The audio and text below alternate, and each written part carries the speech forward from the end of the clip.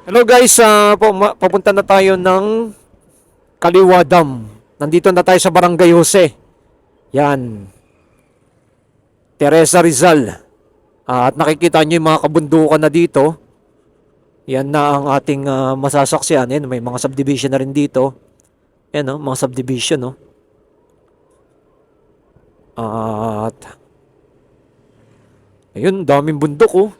Ang ganda ng tanawin dito. At meron silang maliit na market. Ayan, no. Maliit na pamilihan dito, market. Yan. At nakikita niyo, pupuntahan po kasi natin yung Kaliwa Dam. Yan, sa ating mga bagong pasok ng ating mga viewers. Nandito na po tayo sa May Teresa Rizal. At yan, ang ganda ng tanawin dito. Puro mga puno, halaman at mga kabundukan. Governors Inares.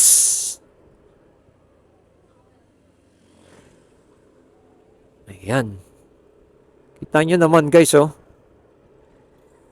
Ayun, oh. Rizal Council Trainer Camp. Ayan. Malapit na tayo sa may Kaliwa Dam. 3.7 kilometer na lang ang layo natin doon. Pero dito makikita ninyo, ito yung mga magagandang tanawin dito.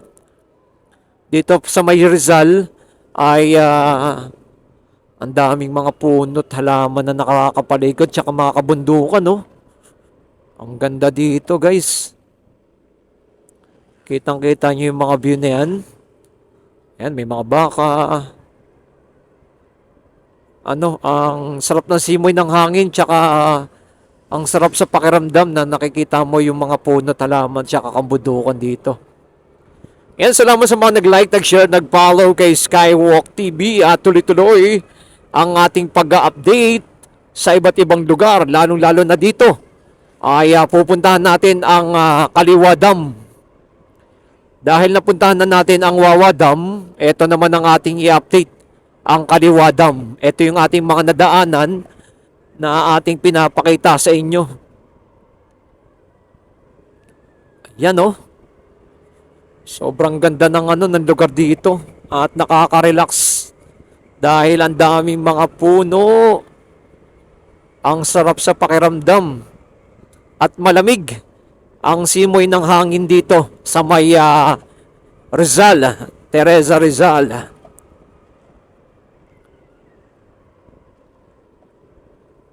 Guys, comment nyo na below kung nakapunta na kayo dito sa lugar na to at anong masabi nyo po dito sa ating i-update ang Kaliwa Dam. Ayan. Okay. Dadaan na tayo dito sa may maliit na tulay nila. 175 kilo ng manok dito. Ito yung tulay. Ayan, oh. Yung tulay. At ayan. Dito tayo dadaan sa maliit nilang tulay na bakal. Aray ko, aray. Maalog. Ayan. Dumaan tayo sa may tulay. At yan yung mga nakatira dito. Barangay San Jose, Antipolo City. Antipolo City pa rin pa pala to.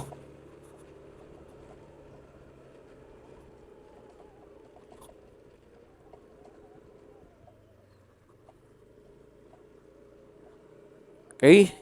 Lapit na. 2.4 kilometers na lang ang layo.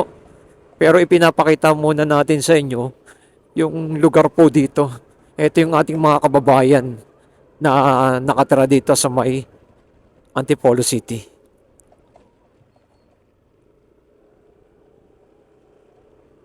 Ayan, oh. May mga bundok po, oh.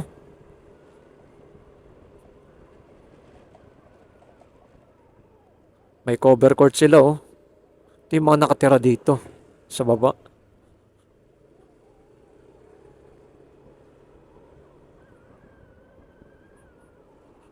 Ayan, oh, guys. Ipababa pa dun.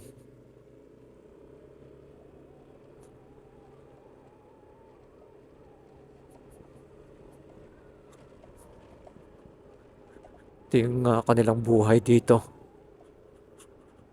Yan o.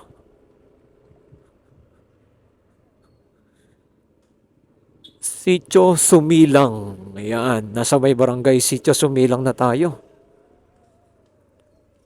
Barangay Sitio Sumilang. Andito na tayo. Papunta na tayo sa Pantay Buhangin Road. Ayan. Medyo malapit-lapit na tayo. 1.8 kilometers na lang ang layo natin. Sa may kaliwa dam. Grabing ganda oh. Kita nyo guys.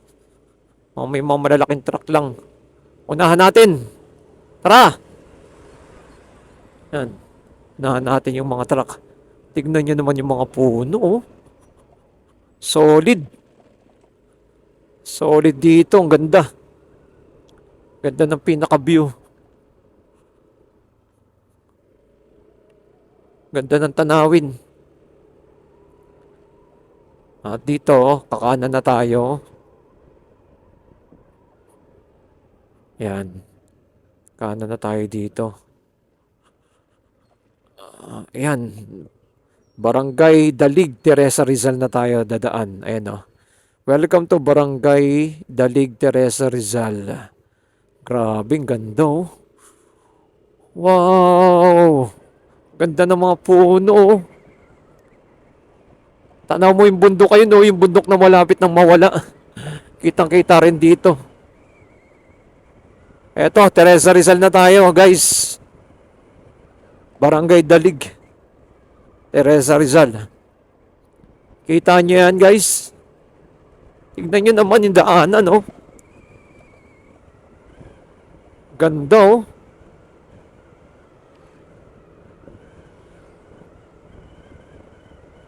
Puro mga puno at mga kabundukan.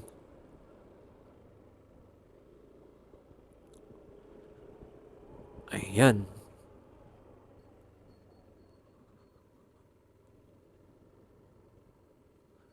Okay. Dito na tayo sa may farm. Farm na tayo. At nandun yung kaliwa dam. Magpapalipad tayo ng drone.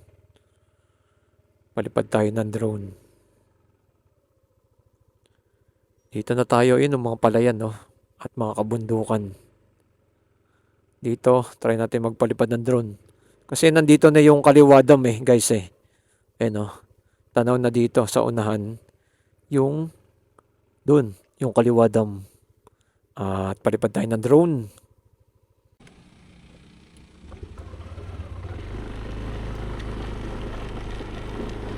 Guys, eto malapit na tayo mismo dito sa may kaliwa dam ng pinaka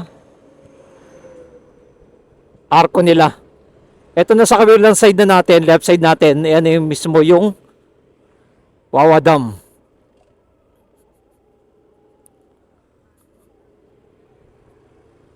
At papakita natin sa inyo mismo.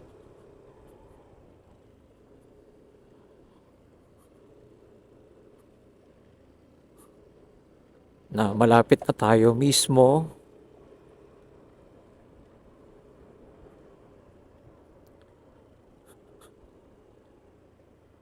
Eto na. Welcome to the new Centennial Water Source Kaliwa Dam. Yan. Nandito na tayo mismo sa may Kaliwa Dam. At eto, Kaliwa Dam Project Tunnel Outlet. Yan. JB Consultant SMEC EDCOR Prime. Yan. Manila Water, MWS, tsaka Maynilad. Yan, tatlo na yan. Ang Kaliwa Dam. Energy China. Yan, no? Metro Manila Water Works and Sewage System. Bring energy to the world. Yan ang mangyayari. Etong Kaliwa Dam mismo. At hindi tayo makakapasok dyan sa loob. Umikot lang tayo, no? Pinakita natin sa inyo. Ito pala yung mangyayari, no? Yan, no? Mula dito hanggang doon sa may no? project nila na gagawin. Yan, no? Kitang-kita nyo na, guys, ha? Yun yung dam sa dulo. Yan, ang ating pinaka-latest update at palipad tayo ng drone. Hello guys, ito po yung ating drone shot na ating ipapakita po dito sa may Kaliwa Dam. Dito po dadaan na nakita natin, no, dadaan mismo sa bundok ng Sierra Madre. Ito pong Kaliwa Dam, mga kababayan, ay na kailangan maitayo dahil nga po, no, sa pagkukulang ng tubig, lalo-lalo na sa pinanggagalingan sa Angat Dam ay napupwersa po. Kaya po kinakailangan maitayo. Ayon po sa kanila dito po sa may Kaliwa Dam, dahil magkakaroon po ito ng napakalaking tulong lalo-lalo na sa Metro Manila dahil umaabot ng 60 million liters water per day. Yan po ang ating aasahan pagdatapos po itong Kaliwa Dam. Ito na po yung kanilang hinuhukay. Dito na po yan, mismo sila sa may Teresa Rizal. Pinapakita po natin ang ating drone na tuloy-tuloy na po ang ginagawa na paghuhukay po dito ng boring machine dito po sa may Kaliwa Dam. Ito po yung napakalalim, no, mga kababayan. Umabot ng 200 meters ang lalim po ng kanilang paghukay. Kaya hindi po nararamdaman ng mga nakatira dito. Ayan, no. Pinalipan po natin ang ating drone upang ipakita sa inyo kung ano na po ang pinaka-latest update dito. Ito'y tuloy-tuloy na po ang kanilang ginagawa dito sa may Kaliwa Dam. Naabangan natin sa mga hinaharap ay napakalaking tulong, lalong-lalo na sa Metro Manila. Ayon po sa Metropolitan Water Works and Sewerage System na umaabot ng 600 million liters per day ang isusupply ng Kaliwa Dam. Grabe, no? Dahil alam naman natin, napakalaki po ng Metro Manila. Kaya ito po yung kanilang isa sa mga solusyon na ating ipinapakita. Like and comment and share po, mga kababayan, kung anong masabi niyo po dito po sa ating ina-update na Kaliwa Dam. Na ito po dire-diretso po yan papunta po ng Quezon na po, no? Real Quezon ang tutumbukan niya. Ayan, tuloy-tuloy po ang kanilang ginagawa dito. Pinapakita lang po natin yung pinaka-view dito po sa may Kaliwa Dam.